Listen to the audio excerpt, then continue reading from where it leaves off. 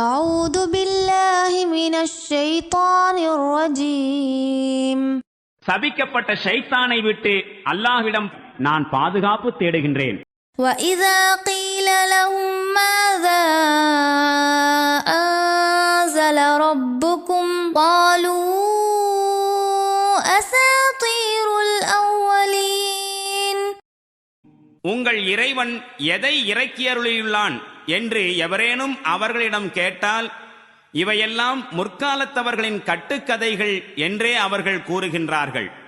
ليحملوا أوزارهم كاملة يوم القيامة ومن أوزار الذين يضلونهم بغير علم ألا ساء ما يزرون. இவ்வாறு அவர்கள் கூறுவதன் விளைவாக மறுமை நாளில் தங்களுடைய பாவங்களை முழுமையாக சுமப்பதுடன் அறியாமையினால் யார் யாரை இவர்கள் வழிகெடுத்துக் கொண்டிருக்கிறார்களோ அவர்களுடைய பாவங்களையும் சுமப்பார்கள். பாருங்கள், எப்படிப்பட்ட மோசமான சுமையை இவர்கள் சுமந்து கொண்டிருக்கின்றார்கள்.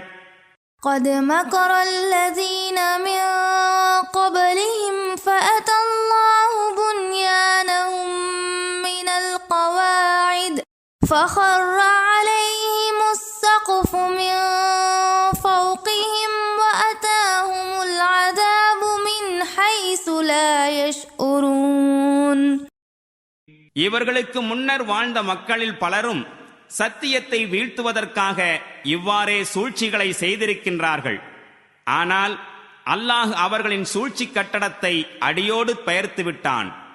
மேலிருந்து அதனுடைய முகடு அவர்களின் தலைமீது விழுந்தது.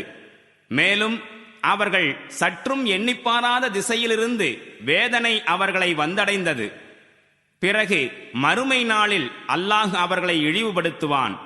ثم يوم القيامة يخزيهم ويقول أين شركائي الذين كنتم تشاقون فيهم قال الذين أوتوا العلم إن الخزي اليوم والسوء على الكافرين. மேலும் அவர்களிடம் கேட்பான், இப்பொழுது எனக்கு இணையாக்கப்பட்டவர்கள் எங்கே? அவர்களுக்காகத்தானே நீங்கள் சத்திய சீலர்களுடன் மோதிக்கொண்டிருந்தீர்கள்.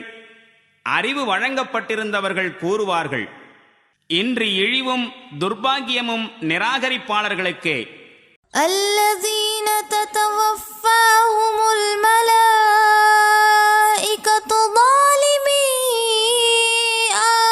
أنفسهم فألقوا السلم ما كنا نعمل من سوء بلى إن الله عليم بما كنتم تعملون. அவர்கள் எத்தகையவர்கள் என்றால் தமக்குத்தாமே அநீதி இழைத்துக் கொண்டிருக்கும் நிலையில் அவர்களின் உயிர்களை வானவர்கள் கைப்பற்றும் போது வரம்பு மீறும் போக்கை விட்டுவிட்டு சரணடைந்து நாங்கள் எந்த குற்றமும் செய்து கொண்டிருக்கவில்லையே என்று கூறுவார்கள். அதற்கு வானவர்கள் பதில் கூறுவார்கள், செய்து கொண்டிருக்கவில்லையா? அல்லாஹ் உங்களுடைய இழி செயல்களை நன்கறிந்திருக்கின்றான். فادخلوا أبواب جهنم خالدين فيها فلبئس مثوى المتكبرين.